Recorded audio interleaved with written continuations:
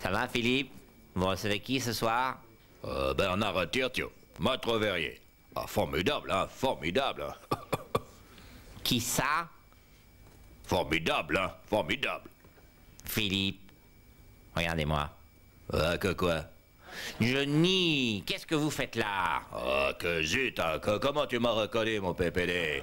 Ah là là là là là là. Je vous l'avais dit que ça marcherait pas, Johnny, hein. De toute façon, les poissons d'avril, c'était hier. Ah, que justement, qu'il ne pouvait pas s'en douter. Ah, que je suis sûr que quelqu'un a vendu la mèche du poisson. C'est possible, c'est possible. Ah, que c'est sûr, hein. Que sinon, ça se pouvait pas rater, hein. Que j'avais tout étudié. Ah, formidable. Formidable. C'est pas mal fait. Allez, que c'est parti. Bonsoir.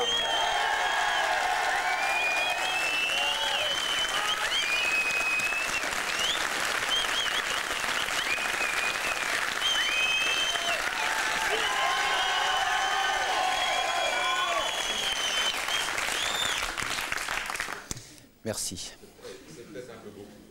C'est jamais assez. Ouais. J'ai peut-être une légère tendance à voir le mal partout, mais j'ai des circonstances atténuantes. Notre invité de ce soir s'appelle Bernard Tirtio et c'est un maître verrier, un de ces rares artisans spécialisés dans la fabrication des vitraux, tels qu'on peut en voir dans les plus belles cathédrales. Or, comment ne pas voir un lien entre cette visite pour le moins inhabituelle, si l'on considère qu'on reçoit surtout ici des comédiens, des chanteurs, des sportifs et parfois des Miss Roussos, et le fait que la nuit dernière, la Villa Corse de Philippe, Lou Feignassou, a vu toutes ses vitres soufflées par une explosion criminelle, vraisemblablement une vengeance des artificiers du FNLC, fort mécontents des propos hostiles tenus par Philippe à leur endroit ici même, avant-hier, je cite, « J'espère que le gouvernement va leur mettre une sourdine à ces macaques encagoulés de mes deux. » Enfin bon, plus une vitre, plus un miroir, même plus un verre à dents, rien. Seul a résisté la faïence des sanitaires de luxe à lunettes escamotables de la marque Cleanway. Et comme par hasard, aujourd'hui, on invite un expert en la matière. Un expert qui nous vient d'une Belgique à l'actualité décidément fertile cette semaine, puisque c'est seulement 72 heures après le passage de Jean-Claude Van Damme, dont les régurgitations intempestives ont elles-mêmes fait trembler nos écrans de contrôle, que nous accueillons Bernard, vitrailleur, qui n'a pas à redouter qu'à son endroit je me montre vite railleur, comme dirait Bruno Mazur. Étant donné que je fais partie de ces individus qui, lorsqu'ils rentrent dans les églises, et je conviens que cela arrive rarement au renégat que je suis, s'extasient immanquablement devant la beauté rayonnante de ces œuvres de verre et de lumière, surtout lorsqu'elles représentent des mystères aussi impénétrables que, par exemple, celui de l'ascension de Saint-Nicolas Hulot en montgolfière à pédale au-dessus de l'Antarctique Nord, suivi de son martyre au Circus Maximus de Rome, où, je le rappelle, sur ordre de l'empereur Étienus Moujotus, il fut attaché par des testicules au char de Bénure. Oui, j'aime les vitraux et je me réjouis que des artistes comme Bernard continuent à en perpétuer la tradition. Et je tiens à lui rendre ici publiquement hommage. Et pour ce faire, je lui ai écrit ce modeste envoi qui flattera, je l'espère, autant le vitrailleur que l'auteur qu'il est devenu et dont le premier roman, intitulé Le Passeur de Lumière, est en tout point passionnant, bien que jamais il n'évoque la lumineuse figure de notre nouveau Premier ministre, Édouard Balladur, auquel notre consoeur Claire Chazal, dois-je le rappeler, vient de consacrer une opportune, autant que captivante biographie baptisée sobrement Édouard Balladur. Cet envoi, comme de bien entendu, est en vers. Salut à toi, ô Bernard, maître de la lumière, magicien du prisme, artiste des verrières. Le verre était bien terne avant que tu retrouvasses les secrets fabuleux des sculpteurs de rosaces. Je me prends à rêver que ta main vitrière fait chanter partout la fragile matière. Vitre vitreuse de nos tristes maisons, verre sécurite au parloir des prisons, carreaux de lunettes pour myopes et presbytes, même l'œil de Le Pen qui dort dans son orbite. Ce n'est donc pas à toi, ô prince des vitraux, que pressé d'en finir à la fin de ce show, Filou qu'attend chez lui pourtant un repas chaud, s'écrira impatient. Allez, tire-toi, Tirtio.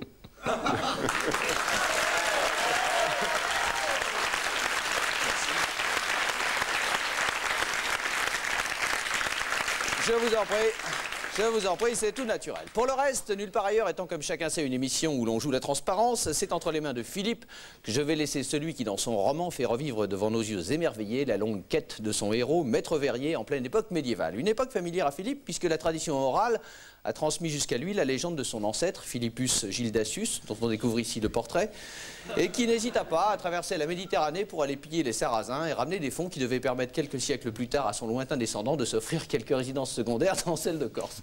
Mais pour l'heure, je vous prie de vous joindre à moi pour applaudir le talentueux, le fabuleux, le vigoureux, le pélagreux, le prurigineux, le lumineux Bernard Tirtiot.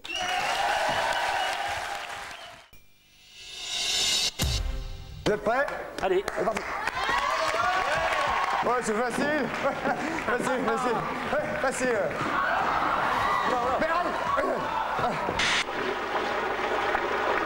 Mais non, poisson d'avril. Il y a un truc auquel il faut faire gaffe aujourd'hui, c'est les poissons d'avril. C'est le temps.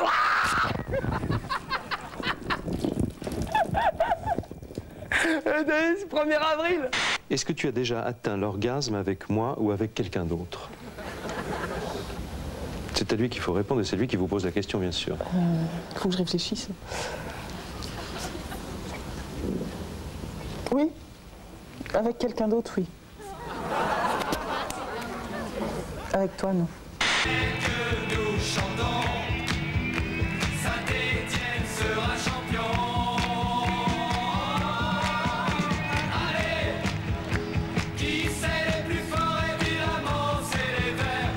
Non, mais attendez, restez. C'est bon, putain, mais restez dans votre merde, là. Votre connerie, putain, ça te plaît. Ça te plaît, reprends-moi.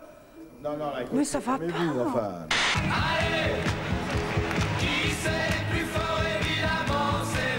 Moi j'ai l'impression d'être chez De Chavannes où tout n'est que mise en scène. En plus le spectacle est vraiment médiocre. Vous avez eu des larmes, vous êtes content, moi je vais partir parce que c'est vraiment trop nul. Alors, quand même, au cas où vous n'auriez pas vu, je dois une explication. L'amour en danger et la dame qui répondait l'orgasme oui avec quelqu'un d'autre, ça c'était vrai. En revanche, la scène de fin, pour ceux qui n'auraient pas vu, c'était sur France 3 dans l'émission de Berkoff, Français si vous saviez, et ça c'était la Ligue d'impro qui avait des comédiens donc qui avaient déjà piégé un jour les invités de De Chavannes un mardi soir et qui là, hier, ont fait un poisson d'avril. Assez bien fait comme vous l'avez vu, car on s'y croyait. Puis comme tout est possible aujourd'hui en matière de sexe à la télé, aujourd'hui c'est pour ça qu'on voulait vous recevoir aussi.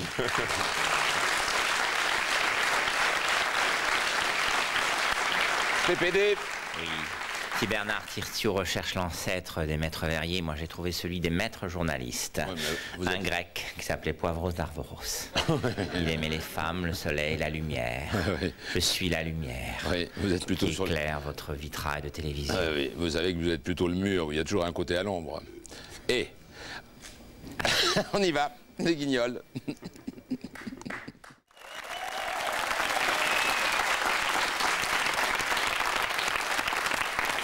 En compagnie de notre invité Bernard Tirtiot, maître verrier et auteur du Passeur de lumière chez De Noël. On va remontrer un instant la couverture. Merci. Pendant que je vous annonce que nous recevrons Jean Telet dans 2 minutes, puis Bonaldi, Antoine. Bernard, vous avez dit « Le verre, c'est ma vie ». Vous savez que vous n'êtes pas le seul et que la Bretagne arrive en premier dans le livre des records. Elle est bonne. Mais alors celle-là, ça les a complètement endormis derrière. Hein. J'ai l'impression que le public est très mou ce soir, non? Il a peut-être trop de verre. Non mais ils appréciaient la hauteur de l'astuce. Vous appréciez la hauteur de celle qui suit. Oui. Vous avez dit, nous utilisons le verre à l'état pur. Et à l'état sœur... Ben voilà. Pour vos matières premières, où vous ravitraillez-vous?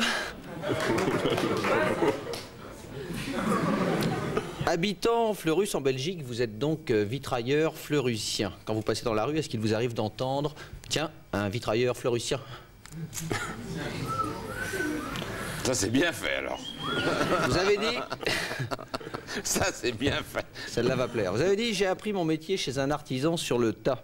Sur un tas de verre. C'était un fakir ou quoi? Vous avez 3 enfants. Vous les avez eus in vitro?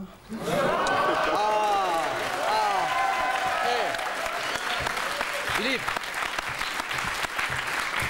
Enfin, vous avez dit, ma phobie, c'est la mort. Vous avez donc peur de finir bouffé par les vers?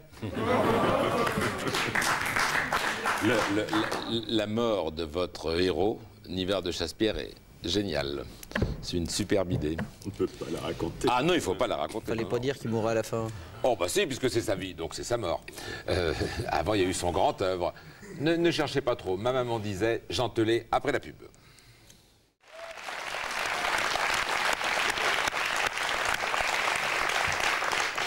Alors, Bernard Tirtiot, la semaine dernière, à votre place, il y avait Michel Piccoli.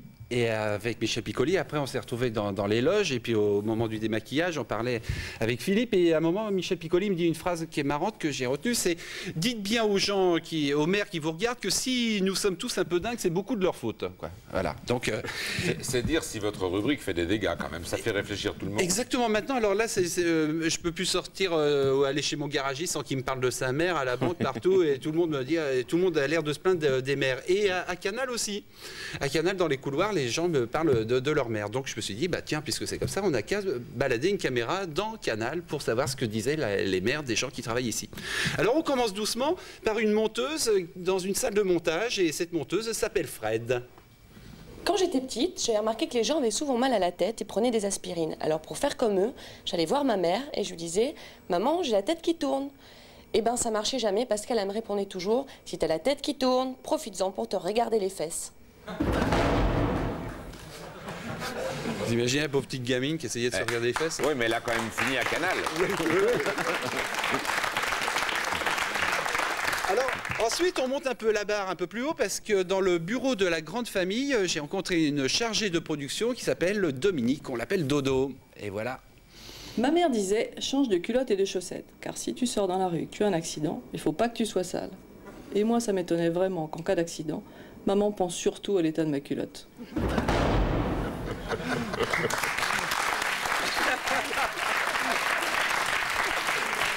mon avis, il y a beaucoup de mères qui vont se reconnaître. Oui.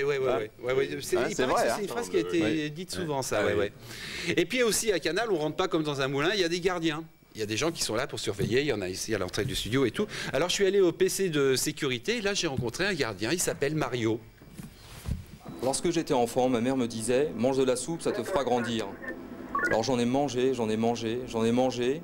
puis une fois adulte, je fais 1m65, comme quoi la soupe ne fait pas grandir, et ça m'empêche pas de travailler à la sécurité. Et voilà, et Mario...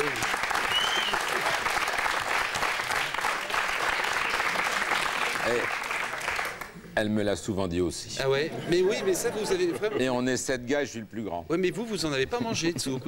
Ah si, on mangeait que ça même.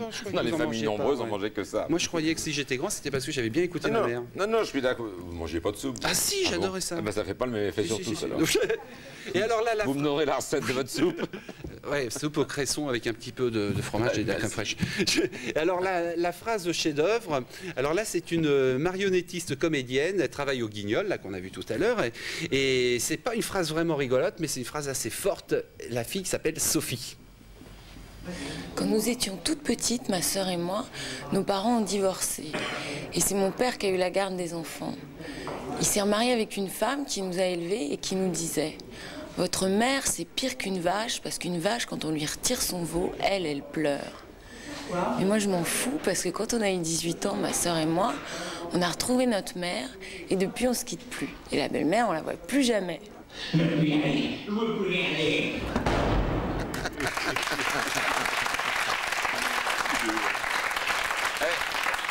Putain, il y a un lourd passé, hein. Ça, c'est très très hard, hein, comme phrase. Hein. Ah, il y a un lourd passé, oui. Il y a un vrai contentieux. Les belles-mères, des fois, elles sont violentes. Hein.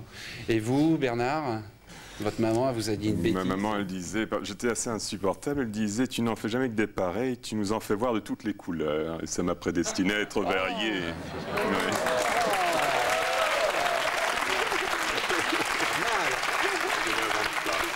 Mais il n'y a pas que votre mère qui vous a prédestiné. Apparemment, vous avez une tête d'ange aussi, comme on voit dans les vitraux. Vous l'êtes faite en regardant les vitraux?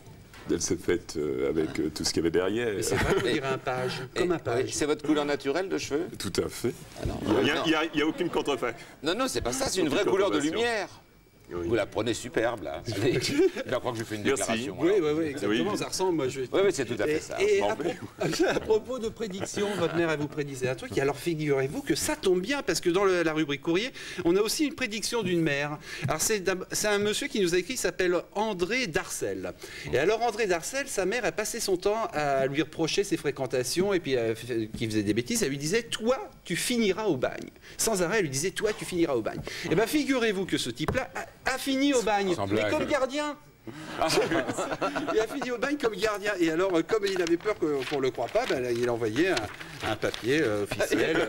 Il a envoyé l'attestation comme il est gardien de bagne. Et il s'est retrouvé au bagne dans le Sahara. Ben, vous voyez que les maires ont raison de mettre en garde. Voilà. Il aurait pu se retrouver de l'autre côté. Au Sahara, quand même, c'est dur. Jean Telet, merci. Vous pouvez lui écrire, bien sûr. Hein. Et vous risquez de passer à Maman disait dans Nulle part ailleurs. On parlait de vitraux. Ils sont en retard. À mon avis, ils sont tombés du vitrail, oui. C'est les deux derniers Louvres tombés du vitrail. On y va.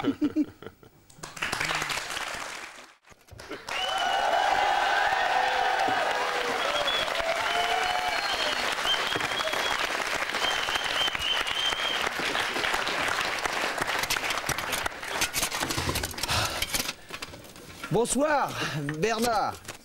Je suis Saint-Mich et voici Dragono, deux comédiens au chômage que votre livre a initiés au monde merveilleux des cathédrales, de leurs vitraux, de leurs parvis et des mystères que l'on y représentait, car 3, 4, Saint-Michel Dragono, dès l'instant où il s'adonne au théâtre médiéval, vont peut-être cesser de crever la dalle.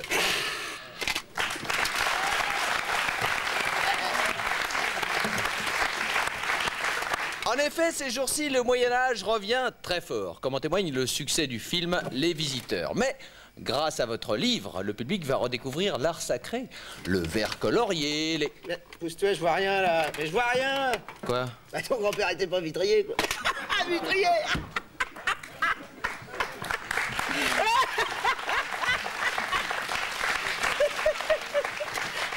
Le verre colorié et avec lui toute une gamme de héros, de personnages tombés aujourd'hui en désuétude, mais qui vont faire un comeback. Je veux dire, comme idole des jeunes, Saint-Michel-Archange, c'est quand même autre chose que Michael Jackson. Et le dragon, excusez-moi, mais sachez autrement des bulles que les tortues ninja. Oh. Donc, à l'expert que vous êtes, Bernard, nous allons soumettre un numéro qui, dans le temps, faisait un malheur dans toute la chrétienté, ce qu'aujourd'hui, dans le jargon de notre métier, on appelle le box-office. Je veux bien sûr parler de Saint-Michel terrassant le dragon sur le mont qui porte son nom. Ah, terrasser le dragon. D'accord, mais pas trop fort.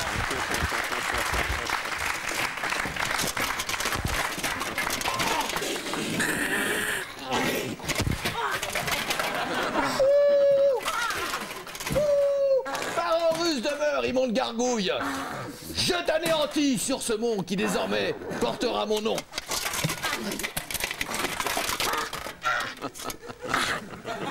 Ah, c'est bon.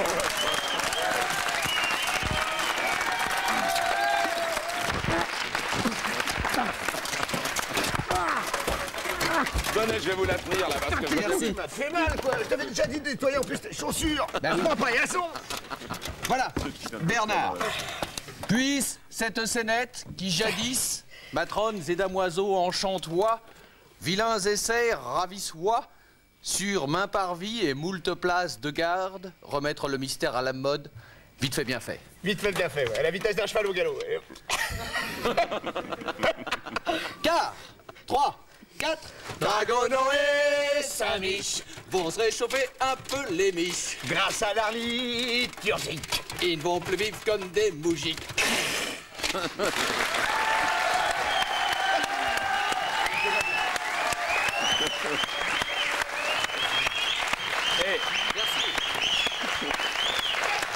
Mon cher Saint-Mich, je vous avais tapé juste parce que non seulement il est maître verrier, il est spécialiste du vitrail, mais il est aussi fondateur de la compagnie du banc public en Belgique. Donc si vous voulez aller travailler en Belgique, voilà, vous les ferez d'abord travailler à la ferme quand même. Nous sommes prêts à aller travailler n'importe où. Oui, surtout du Cono. Non, c'est pas du Cono. Dragono. Dragono.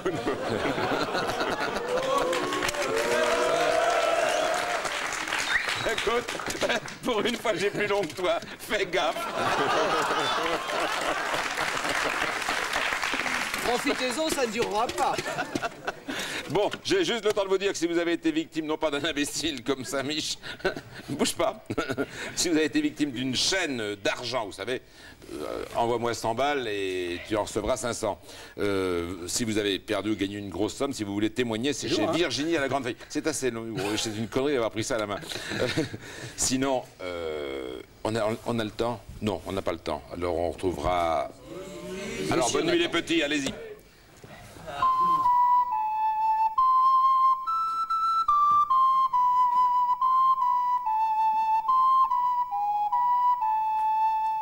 Pom pom pom pom pom pom. Bonsoir les enfants. Bonsoir gros nounours. La devinette, la devinette. Calmez-vous, la voilà.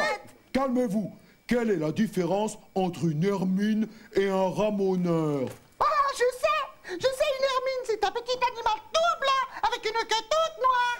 Et le ramoneur est un petit bonhomme tout noir avec une queue toute blanche. Oh, mais non, petite dépravée, il a une échelle sur le dos. Une échelle sur le dos. Une échelle sur le dos. Une échelle sur le dos. C'était la page culturelle du vendredi soir. Dans un instant, le journal du cinéma. Avec des dernières nouvelles de Brandon Lee, vous savez, le fils de Bruce Lee qui est mort violemment en tournant cette semaine. Isabelle Giordano vous en dira plus. Le Passeur de lumière, superbe roman qui vous emmènera au Moyen-Âge et dans les cathédrales gothiques et qui vous apprendra beaucoup de choses. C'est chez De Noël. Lundi, nous recevrons quelqu'un de lumineux, la lumineuse Anne Brochet pour partenaire. Elle joue au théâtre à la Michaudière à Paris avec Lucchini et Richard Berry. Anne Brochet lundi soir. Bon week-end à vous tous et faites gaffe avec vos engins, vous faites mal à tout le monde.